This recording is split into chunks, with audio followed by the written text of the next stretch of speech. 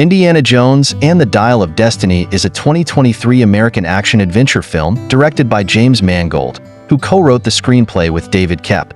This movie serves as the fifth and final chapter in the Indiana Jones franchise. Screen opens in 1944. Indiana Jones, Harrison Ford, and Oxford archaeologist Basil Shaw, Toby Jones, are captured by Nazis while attempting to recover the Lance of Longinus, the legendary spear that pierced Christ's side, from a castle in the French Alps. Indiana narrowly escapes when an Allied bomb strikes the bell tower where he is about to be hanged. As Allied forces advanced on France, Colonel Weber began relocating the stolen artifacts to Berlin aboard a special train designated for this purpose. Basil is taken onto the train and questioned about the Lance. He explains that the Lance holds no power, and he and Indiana were merely trying to preserve a piece of history. Astrophysicist Jürgen Voller, Mads Mikkelsen, informs Colonel Weber, Thomas Kretschmann, that the Lance is a fake, but he has discovered something far more significant. Half of Archimedes' dial, an ancient Antikythera mechanism designed by the mathematician Archimedes, which reveals time fissures, potentially enabling time travel. Basil overhears this conversation between Voller and Weber. Indiana escapes onto a Berlin-bound train loaded with stolen antiquities and manages to free Basil.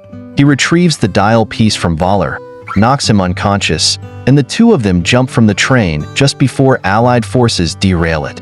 At the time, Indiana was unaware of the dial's true importance, and Basil never revealed what he had learned from Voller.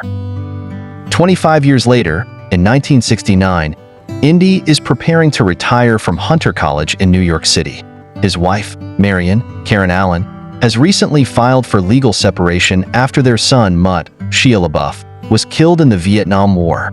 Indy is teaching a class on the Roman invasion of Syracuse in Sicily in 213 BC. Archimedes, a brilliant mathematician and inventor from Syracuse, devised a method using concave mirrors to concentrate the sun's heat and ignite the Roman fleet. The Antikythera is the only historical evidence supporting these events. Helena Shaw, Phoebe Waller-Bridge, Indy's goddaughter, pays him a visit, expressing her interest in researching the dial. She believes it's still hidden in the French Alps and seeks Indy's help to locate it. Indy cautions her, reminding her that her late father, Basil, became obsessed with studying the dial before eventually handing over his half to Indy to destroy, a task Indy never completed. He explains that Basil believed Archimedes had discovered that the movements of the moon and planets were not entirely regular, and these irregularities could cause time fissures. The dial, according to Basil, was a tool Archimedes built to predict these fissures. During this time, New York City is celebrating the return of its astronauts from the moon landing. Voller is also in the city, having worked as one of the scientists responsible for the rocket that took the Americans to the moon. Still bitter about Germany's defeat in World War II, Voller blames Hitler's ego for losing the war. He is accompanied by a team of agents and CIA agent Mason who are searching for Helena. As Indy and Helena retrieve the dial half from the college archives, they are attacked by Voller's accomplices. The CIA, supporting Voller, who now works for NASA's Apollo program, assists in the assault. Helena, revealed to be an antiquity smuggler, steals the dial with the intent to auction it on the black market. Indy is framed for the murders of two colleagues, forcing him to flee through the New York ticker tape parade for the Apollo 11 astronauts and an anti-war protest. Seeking help, he turns to his old friend Sala, John Rhys Davis, who is now a cab driver in New York.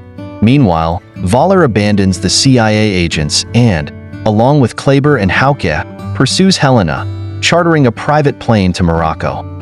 Sala suspects that Helena will try to auction the dial in Tangier, where she was previously arrested, and helps Indy escape the country.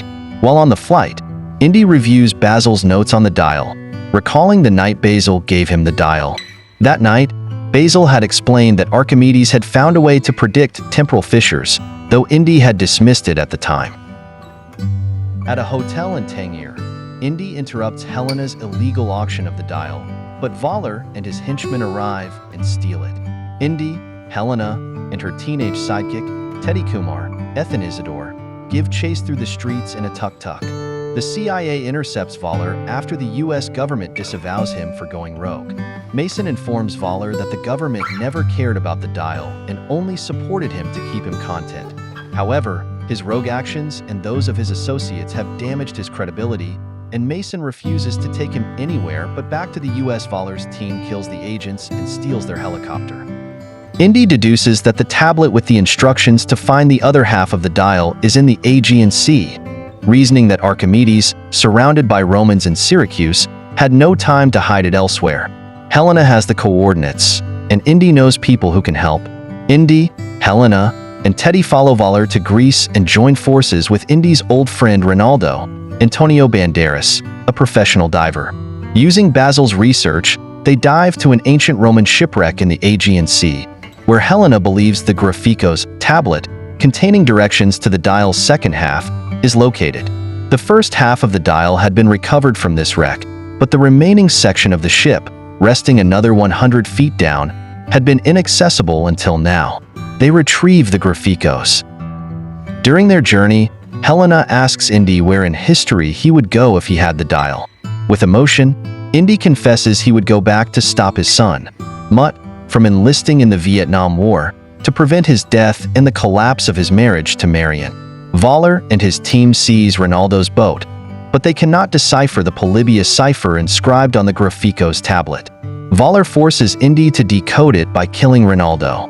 Helena offers to translate the tablet for $100,000. She deciphers that it points to the long-lost tomb of Archimedes.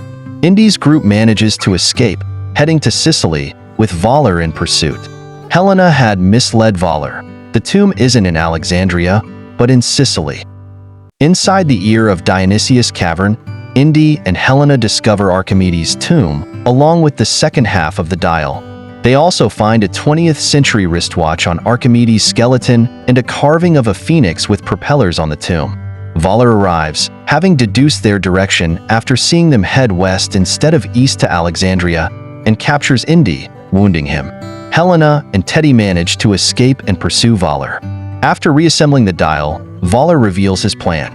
He intends to travel back to 1939, assassinate Adolf Hitler, and lead Germany to victory in World War II. Voller and his team change into their Nazi uniforms, preparing for their time jump. At an airfield, Voller activates the dial and identifies a time fissure in the sky.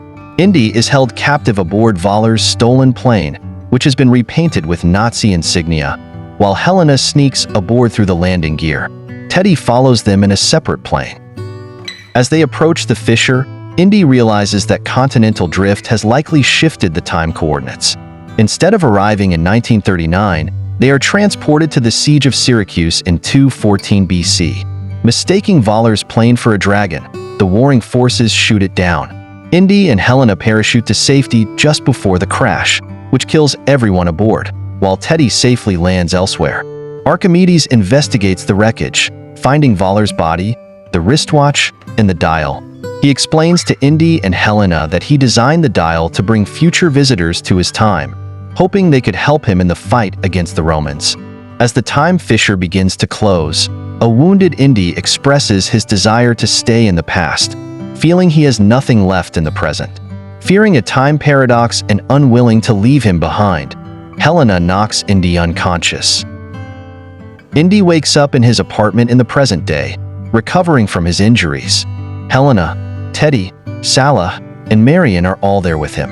After the others leave, Indy and Marion reconcile.